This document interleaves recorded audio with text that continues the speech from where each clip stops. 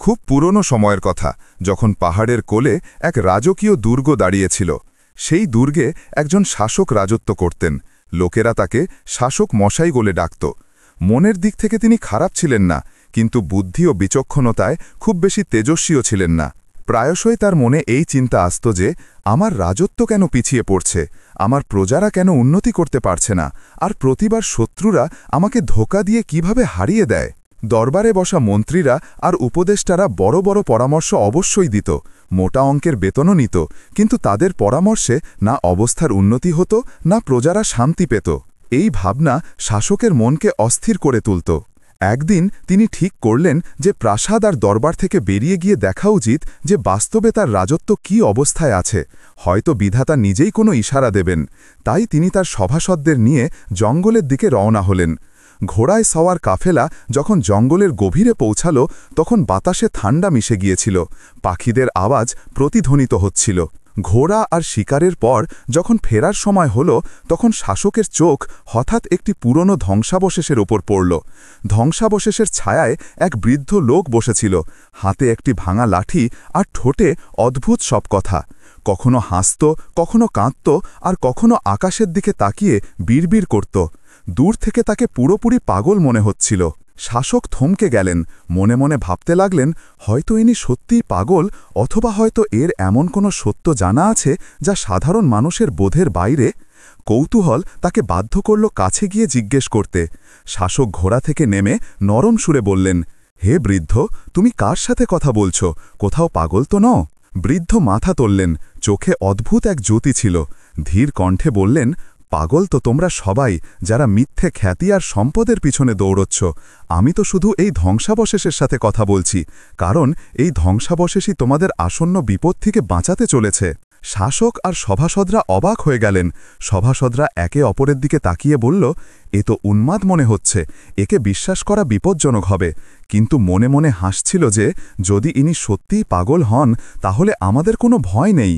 শাসক কিছু ভেবে বললেন, একে সঙ্গে নিয়ে চলি, যদি মাথায় সত্যি বুদ্ধি থাকে তাহলে কাজে আসবে, আর যদি পাগল বের হয় তাহলে ছেড়ে দেব। বৃদ্ধ প্রথমে ইতস্তত করলেন, কিন্তু চাপ দিয়ে তাকে কাফেলায় যোগদান করানো হলো। পথে হঠাৎ তিনি ঘোড়ার লাগাম ঘুরিয়ে দিলেন এবং অন্যদিকে পালানোর চেষ্টা করলেন, কিন্তু সভাসদরা তাকে ধরে থামিয়ে দিল। কেউ বুঝতে পারল না যে তিনি এমন কেন করছেন। কিন্তু যেই কাফেলা প্রাসাদে পৌঁছাল, সেখানে ভিড় জমেছিল। লোকেরা জয়ধ্বনি দিচ্ছিল, আনন্দে উল্লাসিত হচ্ছিল, সবাই শাসককে অভিনন্দন জানাচ্ছিল। কেউ একজন ডেকে বলল, হুজুর, আপনি যে পথে শিকারে গিয়েছিলেন সেখানে শত্রুর সৈন্যবাহিনী ওত পেতে বসেছিল। আমাদের তো মনে হয়েছিল যে আপনি আর কখনো ফিরে আসবেন না, কিন্তু ঈশ্বরের কৃপায় আপনি নিরাপদে ফিরে এসেছেন। শাসক কথা শুনে স্তম্ভিত হয়ে গেলেন। তার চোখ আপনা আপনিই সেই বৃদ্ধের দিকে উঠল। এখন তার বিশ্বাস হল যে এই ব্যক্তি সাধারণ কেউ নন, বরং ঈশ্বরের কোনো রহস্যের রক্ষক। সভাসদদের ভয় আর হিংসা সত্ত্বেও শাসক ঘোষণা করলেন, আজ থেকে এই বৃদ্ধ আমার সাথে থাকবে। এর জন্য সেরা জায়গা তৈরি করো, কারণ ইনি আমাদের প্রাণ বাঁচিয়েছেন। সেই দিনের পর থেকে শাসক সেই বৃদ্ধকে নিজের কাছে রেখে দিলেন। সভাসদদের মুখে হাসি ছিল, কিন্তু মন কাঁটায় বিঁধে গেল। সবার মনেই খটকা লাগল যে এবার আমাদের গুরুত্ব কমে যাবে, আর এই পাগল বৃদ্ধ শাসকের মনের ওপর প্রভাব বিস্তার করবে। বৃদ্ধ মানুষটি খুব কম কথা বলতেন। যখন বলতেন তখন শব্দগুলো তলোয়ারের মতো হৃদয় চিড়ে দিত। কখনো কোনো প্রশ্নের সোজাসাপটা জবাব দিতেন না, শুধু চোখ বন্ধ করতেন, আকাশের দিকে দেখতেন আর বলতেন, সব কিছুর জবাব ওপর থেকে আসে, নিচের মানুষদের কাছে তো শুধু প্রশ্নই আছে। শাসক তার কথায় বিভোর হয়ে যেতেন। তার মনে হতো যে হয়তো এবার আমি সত্যিকারের রাস্তা খুঁজে পাব। কিন্তু সভাসদদের হিংসা দিনের পর দিন বাড়তেই থাকল। এক রাতে যখন প্রাসাদে নিস্তব্ধতা ছিল, শাসক অস্থির হয়ে সেই বৃদ্ধের ঘরে পৌঁছালেন। তিনি বললেন, হে বৃদ্ধ, আমাকে বলুন, আমার রাজত্ব সবসময় কেন হারে? আমার প্রজারা কেন দরিদ্র? আর আমি কেন প্রতিবার অন্যদের প্রতারণায় ফেসে যাই? বৃদ্ধ হাসলেন। তার চোখে অদ্ভুত এক জ্যোতি ছিল। তিনি বললেন, রাজত্ব জমি থেকে নয়, হৃদয় থেকে চালে। যতক্ষণ না হৃদয়ে ন্যায় থাকে, যতক্ষণ না শাসক তার প্রজাদের ব্যথা অনুভব করে, ততক্ষণ জয় অসম্ভব। তুমি তোমার লোকদের না দেখে শত্রুর চাল বোঝার চেষ্টা করো। আসল চাল তোমার নিজের ঘরের ভেতরেই আছে। শাসক থেমে জিজ্ঞেস করলেন, মানে? বৃদ্ধ গভীর নিঃশ্বাস নিলেন এবং বললেন, মানে এই যে তোমার দরবারে বসা অনেক লোক তোমার শত্রুদের থেকেও বড় শত্রু। তারা তোমাকে বড় বড় পরামর্শ দেয় যাতে তুমি পরাজিত হতে থাকো আর তাদের পেট ভরে ওঠে। যতক্ষণ না তুমি তাদের চিনতে পেরে সরিয়ে দিচ্ছ, তোমার রাজত্ব রক্ষা করা সম্ভব নয়। শাসক স্তম্ভিত হয়ে গেলেন। তার উপলব্ধি হল যে এই বৃদ্ধ সেই কথাই বলছেন যা তিনি কখনো ভাবেননি। সেই রাতে ঘুম তার চোখে এলো না। তিনি প্রথমবারের মতো নিজের সভাসদদের মুখ অন্য চোখে দেখলেন। তার মনে হল যে সত্যি এরা সবাই আমার সাথে নয়, বরং আমার বিরুদ্ধে আছে। কিন্তু এখন প্রশ্ন হল, এই গোপন বিষয় তিনি কিভাবে প্রমাণ করবেন? যদি প্রমাণ ছাড়া সভাসদদের ওপর দোষারোপ করেন, তাহলে প্রজারাও তার পক্ষ নিত না। পরের দিন বৃদ্ধ বললেন, শাসন তলোয়ার দিয়ে নয়, বিচক্ষণতা দিয়ে প্রতিষ্ঠা হয়। ঈশ্বরের ওপর ভরসা করো এবং দেখো কিভাবে রহস্য তোমার সামনে খুলে যায়। দিন কাটতে লাগল। শাসক এখন আগের মতো ছিলেন না। তিনি দরবারে বসতেন, কিন্তু সভাসদদের চকমকে কথা এখন তার কাছে বোঝার মতো লাগত। মনের কোণ থেকে আওয়াজ আসত, এরা আমার সহচর নয়, বরং আমার দুর্বলতা। সভাসদরাও অনুভব করতে লাগল যে বৃদ্ধ তাদের মুখোশ খুলে ফেলতে চলেছেন। তাদের মধ্যে কয়েকজন মিলে ষড়যন্ত্র শুরু করে দিল। একদিন শাসক শিকারে যাওয়ার প্রস্তুতি নিচ্ছিলেন। সভাসদরা পরামর্শ দিল, হুজুর, এবার পাহাড়ের সেই উপত্যকার দিকে চলুন। সেখানে শিকারও অনেক আর বাতাসও তাজা। বৃদ্ধ চুপচাপ বসে শুনছিলেন। হঠাৎ তিনি মাথা তুলে বললেন, শাসক মশাই, সেই উপত্যকায় শিকার তো অনেক মিলবে, তবে হয়তো ফেরার রাস্তা মিলবে না। দরবারে নিস্তব্ধতা ছেয়ে গেল। সভাসদরা হেসে বলল, হুজুর, এ তো প্রতিদিনের নাটক। কখনো ধ্বংসাবশেষের কথা, কখনো আকাশের কথা। যদি এর কথা মানি, তাহলে প্রাসাদ থেকে বাইরে যাওয়াই ছেড়ে দিতে হবে। শাসক চিন্তায় পড়ে গেলেন। একদিকে বৃদ্ধের সাবধানী ইশারা, অন্যদিকে সভাসদদের আশ্বস্ত করা। অবশেষে শাসক বৃদ্ধকে জিজ্ঞাসা করলেন, যদি উপত্যকা বিপজ্জনক হয়, তাহলে আমার কি করা উচিত? বৃদ্ধ গভীর দৃষ্টিতে তার চোখের দিকে দেখলেন এবং বললেন, একজন শাসকের আসল পরীক্ষা এটাই যে সে সত্য আর মিথ্যার মধ্যে পার্থক্য করতে পারে। যে চোখ শুধু সোনারূপা দেখে, সে সত্যকে কখনো চিনতে পারে না। কিন্তু যে হৃদয়ে ঈশ্বরের আলো দিয়ে আলোকিত, সে শত্রুকে ছায়া থেকেও চিনতে পারে। শাসকের রন্ধ্রে রন্ধ্রে শিহরণ দৌড়ে গেল। তিনি চুপচাপ সিদ্ধান্ত নিলেন যে এবার তিনি সভাসদদের পরামর্শ মানবেন না। পরের দিন যখন কাফেলা উপত্যকার দিকে বাড়তে যাচ্ছিল, শাসক হঠাৎ ঘোষণা করলেন, আজ শিকার বাতিল। আমরা সেই জঙ্গলের দিকেই যাব যেখানে আমরা আগে শিকার করেছিলাম। সভাসদদের মুখ মলিন হয়ে গেল। তাদের সমস্ত চাল ব্যর্থ হল। কিন্তু শাসক এখন তাদের চোখে লুকিয়ে থাকা অস্থিরতা স্পষ্ট দেখতে পাচ্ছিলেন। রাতে তিনি গুপ্তচর ডাকলেন এবং হুকুম দিলেন, যাও, উপত্যকার খোঁজ নাও। যা বাস্তব তা আমার নজরে আনো।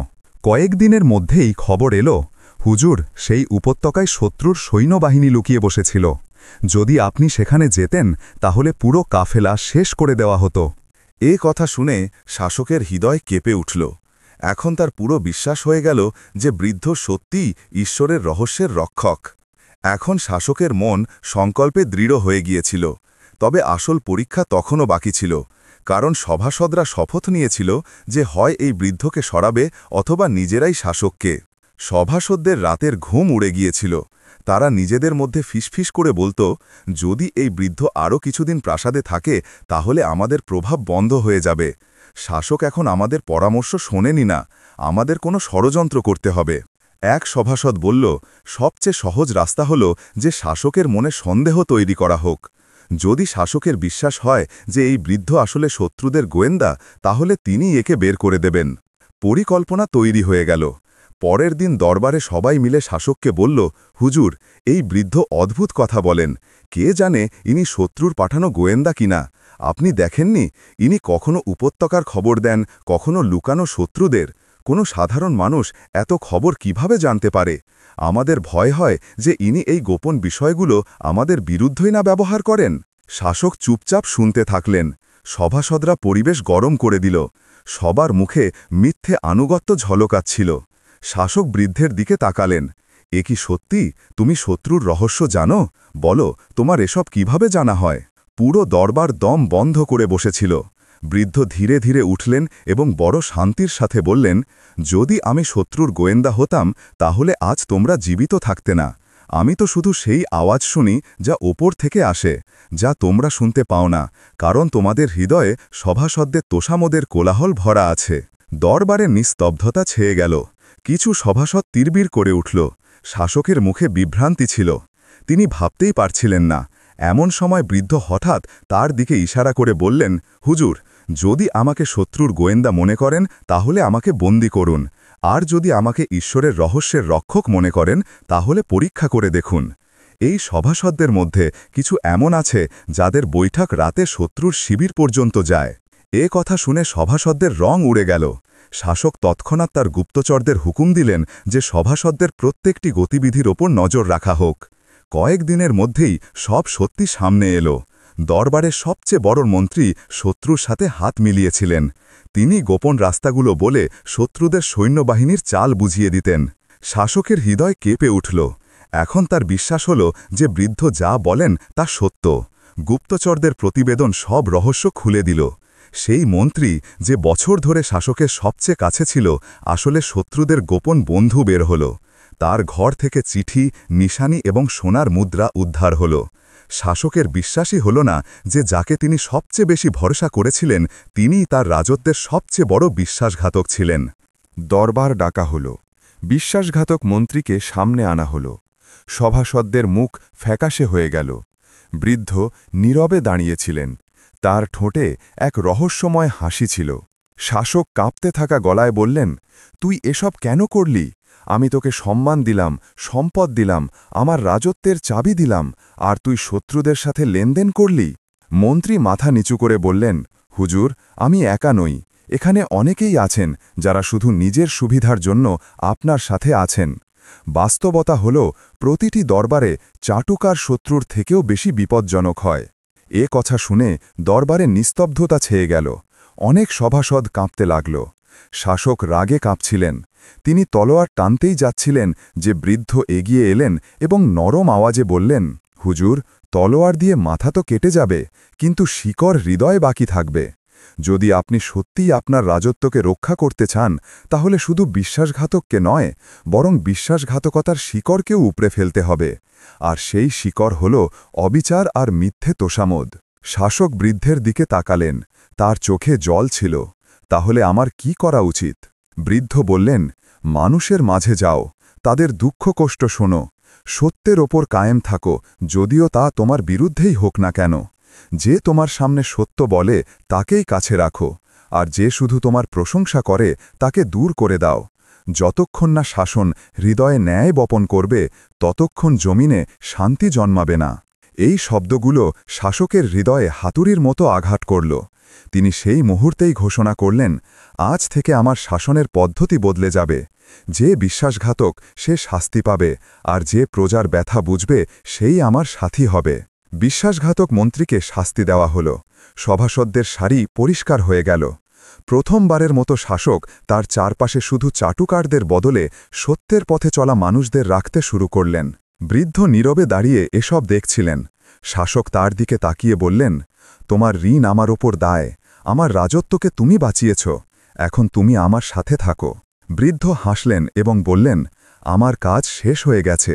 শাসক মশাই, আমি ঈশ্বরের পথিক। যখন যেখানে তার হুকুম হয় সেখানেই চলে যাই। মনে রেখো, ন্যায়ই রাজত্বের প্রাণ। যদি ন্যায় বেঁচে থাকে তাহলে তোমার রাজত্ব সব সময় বেঁচে থাকবে। এ কথা বলে সেই বৃদ্ধ ধ্বংসাবশেষের দিকে চলে গেলেন। না কোনো ঘোড়া, না কোনো সাথী, শুধু নিজে ভাঙা লাঠিতে ভর দিয়ে ধীরে ধীরে অন্ধকারে মিলিয়ে গেলেন। শাসকের চোখ সজল ছিল। তিনি প্রথমবারের মতো অনুভব করলেন যে আসল শক্তি তলোয়ারে নয়, বরং ন্যায় বিচারে আছে। বৃদ্ধের চলে যাওয়ার পর প্রাসাদে এক অদ্ভুত নীরবতা নেমে এলো। শাসকের মনে একদিকে শান্তি ছিল যে এখন তিনি সঠিক রাস্তা খুঁজে পেয়েছেন, কিন্তু অন্যদিকে একটি ভয়ও ছিল, আমি কি সেই রাস্তায় চলতে পারব? সেই রাতে শাসক প্রাসাদের ছাদে ঘুরছিলেন। ঠান্ডা বাতাস বইছিল। তিনি আকাশের দিকে দেখলেন এবং ধীরে ধীরে বিড়বিড় করলেন, হে ঈশ্বর, আমাকে সত্যের ওপর প্রতিষ্ঠিত রাখো। আমাকে শত্রুর ধোঁকা থেকে নয়, নিজের ভেতরের দুর্বলতা থেকে বাঁচাও। হঠাৎ তার সেই বৃদ্ধের কথা মনে পড়ল। তার ভাঙা লাঠিতে ভর দেওয়া, ধ্বংসাবশেষের সাথে কথা বলা, আর সেই শব্দগুলো, ন্যায় রাজত্বের প্রাণ। শাসক ঠিক করে নিলেন যে এখন তিনি প্রাসাদে বসে রাজত্ব করবেন না। পরের দিনই তিনি ঘোষণা করলেন যে তিনি প্রজাদের সাথে দেখা করতে যাবেন। শাসক সাধারণ পোশাক পরে সামান্য কয়েকজন সৈনিক নিয়ে দরিদ্র বস্তিগুলোর দিকে বেরিয়ে পড়লেন। লোকেরা অবাক ছিল যে তাদের শাসক তাদের ঘর পর্যন্ত এসেছেন। এক বুড়ি কাঁপতে থাকা হাতে দরজা খুললেন এবং বললেন, হুজুর, আপনি এখানে? আমাদের তো বিশ্বাসই হচ্ছে না। শাসক মুচকি হেসে বললেন, আমি তোমাদের শাসক, তবে প্রথমে তোমাদের সেবক। বলো, তোমাদের কিসের অভাব? বুড়ি কেঁদে ফেললেন, হুজুর, আমাদের শিশুরা ক্ষুধার্ত ঘুমিয়ে পড়ে। কর এত বেড়ে গেছে যে পেট ভরা কঠিন হয়ে গেছে। শাসকের হৃদয় ভরে গেল।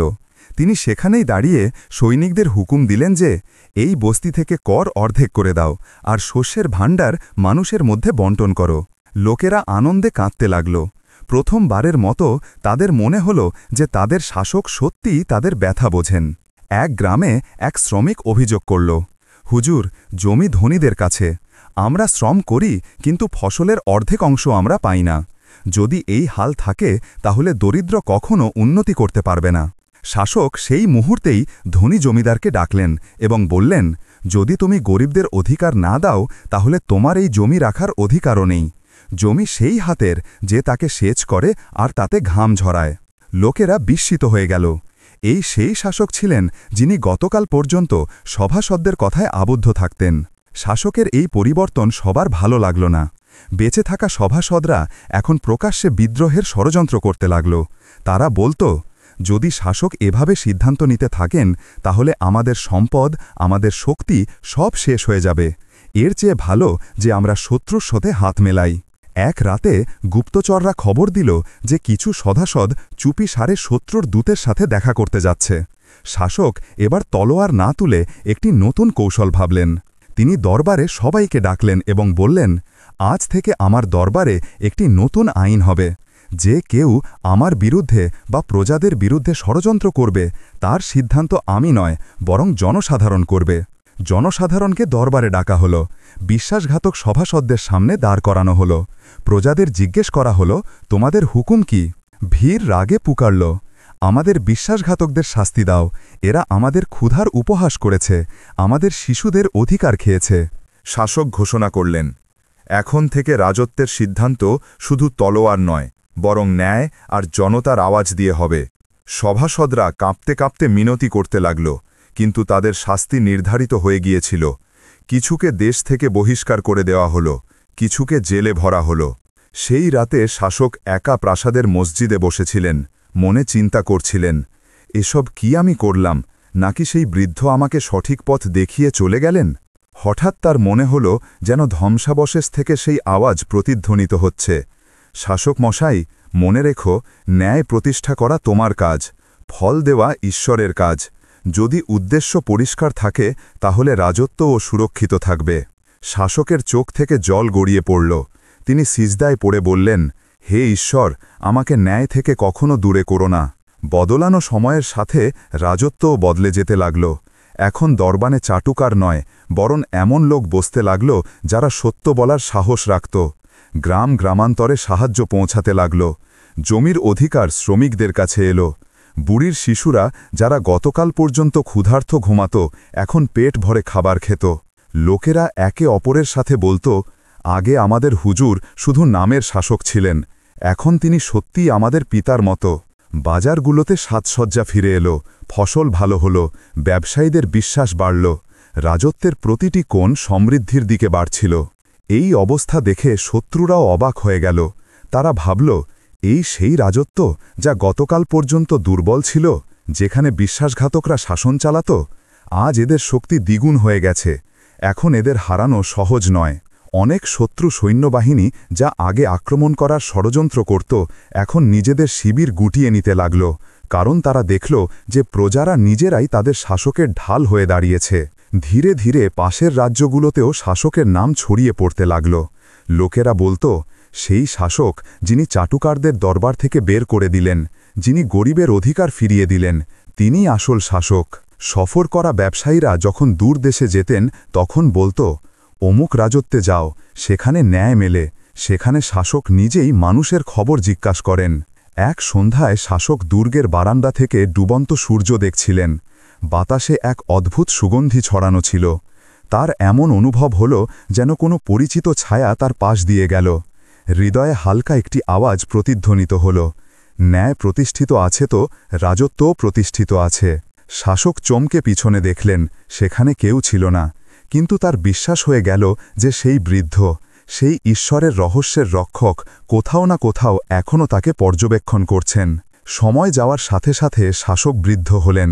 একদিন তিনি তার ছেলে এবং উত্তরাধিকারীকে ডাকলেন এবং বললেন, মনে রেখো আমার ছেলে, তলোয়ার দিয়ে জেতা দেশ বেশিদিন টেকে না, আসল রাজত্ব হৃদয়ের ওপর হয়। যদি তুমি চাও যে তোমার নাম বেঁচে থাকুক, তাহলে প্রাসাদের উচ্চতা থেকে নয়, মানুষের দোয়া থেকে থাকবে।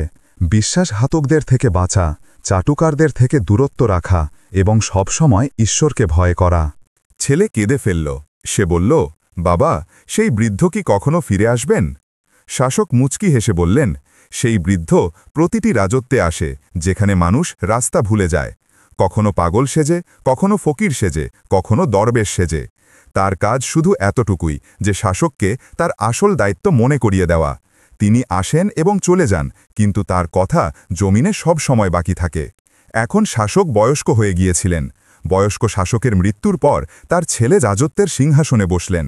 দরবারে লোকেরা বলতে লাগল, এও তার বাবার মতো ন্যায় প্রতিষ্ঠা করবে, রাজত্ব আরও উন্নতি করবে। শুরুতে ছেলেও তেমনই করলেন। তিনি সিদ্ধান্ত পরিষ্কার করে শোনালেন, দরিদ্রদের সাহায্য করলেন এবং রাজত্বে শান্তি এবং স্বস্তি বজায় রাখলেন। লোকেরা তাকে নজওয়ান শাসক বলে দোয়া দিত। কিন্তু সময়ের সাথে সাথে সভাসদদের পুরনো কৌশল আবার মাথাচাড়া দিতে লাগল। কেউ বলল, হুজুর, সৈন্যবাহিনীকে আরও শক্তিশালী করুন, নইলে শত্রু আক্রমণ করবে। আরেকজন বলল, হুজুর, কোষাগারে ধন কম আছে, মানুষের কাছ থেকে বেশি কর আদায় করা হোক। ধীরে ধীরে নজওয়ান শাসক এদের প্রভাবে আসতে লাগলেন। তিনি ভাবলেন, রাজত্বের নাম উজ্জ্বল করতে হলে শত্রুদের থেকে এগিয়ে যেতে হবে। এর জন্য টাকা আর শক্তি দুটোই চাই। কর বাড়িয়ে দেওয়া হলো। দরিদ্র কৃষকরা, যারা গতকাল পর্যন্ত সুখী ছিল, এখন অশান্ত থাকতে লাগল। বাজারগুলোতে জিনিস দামি হয়ে গেল। লোকেরা ফিসফিস করে বলতে লাগল, আমাদের নতুন শাসকও কি সেই পথে চলতে শুরু করেছেন যেখান থেকে তার বাবা আমাদের মুক্তি দিয়েছিলেন? এক রাতে যখন নজওয়ান শাসক অস্থিরতায় দুর্গের ছাদে ঘুরছিলেন, হঠাৎ তিনি দেখলেন যে সামনে এক বৃদ্ধ দরবেশ দাঁড়িয়ে আছেন, সাদা দাড়ি আর হাতে সেই ভাঙা লাঠি। শাসক ঘাবড়ে গেলেন। তুমি কে? এখানে কিভাবে এলে? দরবেশ মুচকি হাসলেন এবং বললেন, আমি সেই যাকে তোমার বাবা কখনো পাগল মনে করেছিলেন। আমি তাকে ন্যায়ের রাস্তা দেখিয়েছিলাম, আর এখন আমি তোমাকে সতর্ক করতে এসেছি। শাসক কাঁপতে কাঁপতে বললেন, আমার শাসনে কিছু ভুল আছে কি? দরবেশ বললেন, মানুষের দীর্ঘ শ্বাসে রাজত্ব ধ্বংস হয়, আর তাদের দোয়ায় সমৃদ্ধ। যদি তুমি চাটুকারদের কথা মানো, তাহলে তোমার বাবার তৈরি করা সব কিছু শেষ হয়ে যাবে। মনে রেখো বেটা, সিংহাসনে বসা সহজ, কিন্তু দায়িত্বের অধিকার আদায় করা কঠিন। নজওয়ান শাসক চুপ হয়ে গেলেন। তার হৃদয় দ্বন্দ্ব শুরু হয়ে গেল। তিনি কি তার বাবার মতো প্রজাদের পথ প্রদর্শক হবেন, নাকি সভাসদদের জালে ফেসে রাজত্ব নষ্ট করবেন? নজওয়ান শাসক দরবেশের কথা শুনলেন, কিন্তু পুরোপুরি পালন করতে পারলেন না। সভাসদরা তার কানে বিষ ঢালা জারি রাখল, হুজুর, পাশের রাজ্য দুর্বল, এখনই আক্রমণ করলে তাদের খাজানা আমাদের হবে। হুজুর, আপনার শক্তি যত দেখা যাবে ততটাই মানুষ আপনাকে ভয় করবে। যুবক শাসকের হৃদয় টলমল করতে লাগল। তিনি ভাবলেন, কেননা এবার যুদ্ধ শুরু করা হোক, যাতে আমার রাজত্ব আরও বিখ্যাত হয়। সেই রাতেই তিনি এক অদ্ভুত স্বপ্ন দেখলেন। তিনি স্বপ্নে দেখেন যে রাজত্বের সেই বিশাল দুর্গ, যা পাহাড়ের মাঝে দাঁড়িয়েছিল, ধীরে ধীরে ফাটতে লাগল। দেয়াল থেকে পাথর পড়ছে। লোকেরা চিৎকার করছে, হুজুর, আমাদের বাঁচান। আর সেই ধ্বংসাবশেষের ছায়ায় সেই বৃদ্ধ দরবেশ দাঁড়িয়ে আছেন। তিনি আহ্বান করছেন, রাজত্বের সর্বনাশ তলোয়ার দিয়ে নয়, অবিচার দিয়ে হয়। ওঠো, নইলে সব কিছু হারিয়ে ফেলবে। শাসক চিৎকার করতে করতে ঘুম থেকে জেগে গেলেন। সকাল হতেই দরবারে নকশা বিছিয়ে দেওয়া হলো। সেনাপতি বললেন, হুজুর, যদি হুকুম দেন তাহলে আমরা তৎক্ষণাৎ যাত্রা করব। সভাসদরা হাততালি দিল, স্লোগান দিল, কিন্তু সেই মুহূর্তেই প্রাসাদের বাইরে থেকে মানুষের আহ্বান প্রতিধ্বনিত হতে লাগল, হুজুর, আমাদের শস্য চাই, আমাদের ফসল শুকিয়ে যাচ্ছে। নজওয়ান শাসকের হৃদয় কেঁপে উঠল। তিনি ভাবলেন, আমি কি যুদ্ধে যাব, নাকি আমার মানুষের পুকার শুনব? ঠিক সেই সময় দরবারের দরজা খুলে গেল এবং সবার আশ্চর্যের সীমা রইল না যখন সেই বৃদ্ধ দরবেশ ভেতরে চলে এলেন। সভাসদরা চিৎকার করে বলল, এই পাগলকে ধরে নাও। কিন্তু শাসক হাত তুলে সবাইকে চুপ করিয়ে দিলেন। তিনি বললেন, এই পাগল নয়, আমার আত্মার আয়না। বলো বৃদ্ধ, কি করা উচিত? দরবেশ তার ভাঙা লাঠি মাটিতে মারলেন এবং বললেন, যদি যুদ্ধের দিকে যাও তাহলে তোমার শত্রুর আগে তোমার প্রজারা তোমাকে ছেড়ে দেবে। যদি প্রজাকে সামলে নাও তাহলে তোমার নাম সব সময় বেঁচে থাকবে। পরীক্ষা তোমার সামনে, শক্তির না দয়ার। দরবেশের কথা শুনে দরবার নিস্তব্ধতায় ডুবে গেল। একদিকে তলোয়ারের ঝনঝনানি, বিজয়ের আকাঙ্ক্ষা আর সভাসদদের প্রশংসা। অন্যদিকে প্রজার আহ্বান, তাদের শুকনো ক্ষেত, তাদের ক্ষুধার্ত শিশু। নজওয়ান শাসকের হৃদয় সংঘাত শুরু হয়ে গেল। তিনি তার বাবার উপদেশ স্মরণ করলেন, রাজত্ব তলোয়ার দিয়ে নয়, দোয়া দিয়ে চলে। শাসক হঠাৎ দাঁড়িয়ে বললেন, সেনাপতি, সৈন্যবাহিনীর মুখ যুদ্ধের দিকে নয়, বরং আমাদের গ্রামগুলোর দিকে হবে। তলোয়ার শত্রুদের সাথে নয়, ক্ষুধার সাথে লড়বে। আমাদের গুদামের শস্য প্রজাদের মধ্যে বন্টন করে দাও। কোষাগার খালি হয়ে যাক, কোনো দুঃখ নেই, কিন্তু কোনো শিশুর পেট খালি থাকা উচিত নয়। সভাসদদের মুখ মলিন হয়ে গেল। মানুষের হৃদয়ে আশার আলো জ্বলে উঠল। কয়েকদিনের মধ্যেই প্রাসাদ থেকে শস্য বেরিয়ে দরিদ্রদের ঘরে পৌঁছাল। শুকনো জমিতে খাল তৈরি করা হলো। কৃষকেরা আবার খেতে লাঙল চালাতে লাগল। লোকেরা হাত তুলে বলতে লাগল, আমাদের শাসকের আয়ু দীর্ঘ হোক, ঈশ্বর তার রাজত্বকে প্রতিষ্ঠিত রাখুক। পাশের রাজ্যগুলো অবাক হয়ে গেল। তারা ভেবেছিল যে এই শাসক ক্ষুধা আর দারিদ্র্য দিয়ে দুর্বল হয়ে যাবে, কিন্তু যখন শুনল যে প্রজারা তার জন্য ঢাল হয়ে দাঁড়িয়েছে, তখন তাদের সাহস ভেঙে গেল। তারা যুদ্ধের ইচ্ছা ছেড়ে নিজেদের দরজা বন্ধ করে নিল। এক রাতে শাসক আবার দুর্গের ছাদে বসেছিলেন। ঠান্ডা বাতাস বইছিল। তিনি দেখলেন সেই বৃদ্ধ দরবেশ সামনে দাঁড়িয়ে আছেন। মুখে জ্যোতি, চোখে রহস্য। শাসক বললেন, আপনি আবার চলে এলেন? দরবেশ মুচকি হাসলেন, না বেটা, এবার আমার কাজ শেষ হয়ে গেল। মনে রেখো, যখনই কোনো শাসক ন্যায় থেকে সরবে, আমি আবার কোথাও না কোথাও নজরে আসব। কারণ রাজত্বগুলো মিটে যায়, কিন্তু সত্যের আহ্বান কখনো মিটে না। একথা বলে তিনি কুয়াশায় মিলিয়ে গেলেন। শাসক অনেকক্ষণ আকাশের দিকে তাকিয়ে রইলেন। মনে মনে বললেন, এখন আমার বুঝতে এলো যে রাজত্বের আসল শত্রু তলোয়ার নয়, অবিচার। আর আসল শক্তি সৈন্যবাহিনী নয়, প্রজার দোয়া। ন্যায় সেই প্রদীপ যা প্রাসাদের আলো দিয়ে নয়, মানুষের হৃদয়ের দোয়া দিয়ে জ্বলে। শক্তি তখনই বড় হয় যখন তা মানুষের ক্ষুধা মেটাতে, তাদের কথা শুনতে আর তাদের ব্যথাকে নিজের ব্যথা মানতে দাঁড়িয়ে থাকে। নইলে তলোয়ার কিছুক্ষণের জয় দিয়েই যেতে পারে। সেই বৃদ্ধ দরবেশ আমাদের এই শিক্ষা দেন যে সত্যিকারের শাসক তিনি, যিনি চাটুকারদের প্রশংসা থেকে নয়, সত্যের হাসি থেকে ভয় পান, এবং যিনি তার মানুষের দোয়াকে তার আসল সম্পদ মনে করেন। এখানেই আমাদের আজকের গল্প শেষ হল। যদি আপনি এই গল্পটি উপভোগ করে থাকেন এবং এটি থেকে উপকৃত হয়ে থাকেন, তবে অনুগ্রহ করে এই ভিডিওতে একটি লাইক ও আমাদের সুরাইয়া ভয়েস চ্যানেলটিকে সাবস্ক্রাইব করে সমর্থন করতে ভুলবেন না, যাতে আপনি আরও অর্থপূর্ণ এবং উপভোগ্য গল্প পেতে পারেন। আপনাদের দেখার জন্য ধন্যবাদ, এবং আমরা আশা করি পরের গল্পে আপনাদের সাথে আবার দেখা হবে, ইনশাআল্লাহ।